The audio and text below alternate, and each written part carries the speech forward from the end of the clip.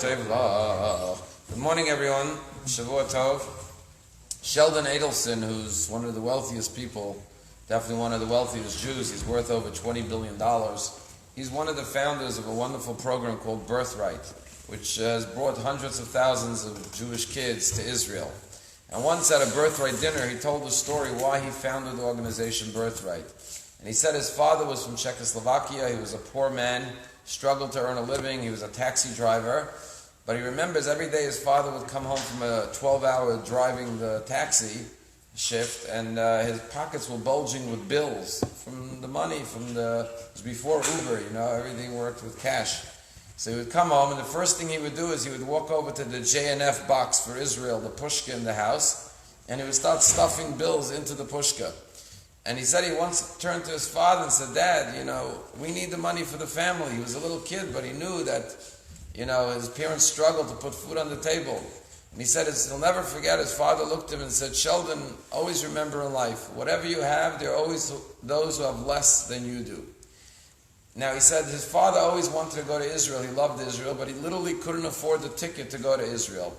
And he said when his father died, he got his opportunity to go to Israel for the first time. He said the one thing he shared in common with his father, they had the same size shoe, 9DD. So he said he put on his father's shoes, he boarded the El Al flight and traveled to Israel, and he walked the country from its width to its breadth in his father's shoes. He said, but that was the closest his father got to Israel in his lifetime. He said, therefore he feels it's the birthright of every Jewish child to be able to go to Israel. And what his father was not able to do, he wants to give that opportunity to every Jewish child.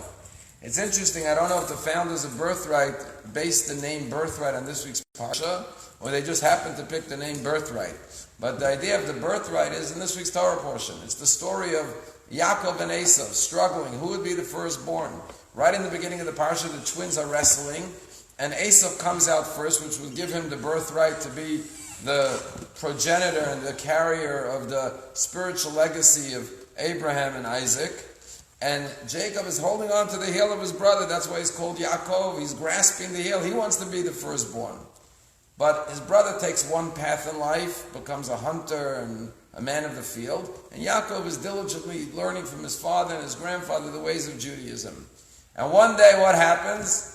Esav comes home from a hunting trip, and Yaakov is cooking beans, red beans. A rabbi said it was the day of the passing of Abraham, and he was making round lentils for the morning period. He's supposed to eat mourners, eat round foods. And Esav comes home, he couldn't care less about his grandfather's funeral. He's busy hunting. And Yaakov says, this is my opportunity to get the birthright. And Esav says, give me some of that red hot soup, pour it down my throat. And Yaakov says, I'll tell you what, I'll make a deal with you. I'll sell you a bowl of soup for the birthright. And Esav says, what do I need this birthright for? I'm going to die anyways. Eat, drink, be merry, you're going to die anyways. I don't need this spiritual birthright. Have it.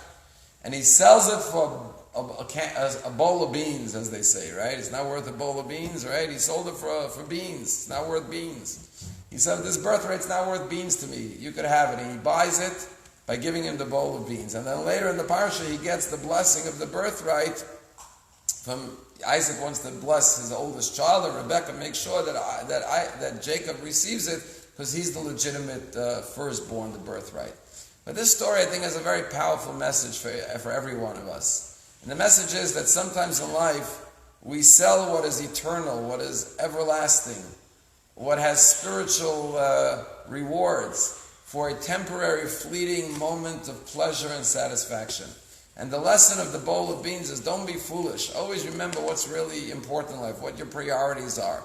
And never sell out your priorities, your spiritual birthright, for a bowl of beans. The fleeting pleasure of the bowl of beans comes and goes. But at the end of one's life, we don't want to be like Esav, who cries out, Father, Father, don't you have a blessing for me too? I passed up the blessings of my life that I could have taken because I pursued the momentary pursuits of enjoyment and pleasure. Always keep your eye on the big picture and remember what's really important and everlasting in our lives.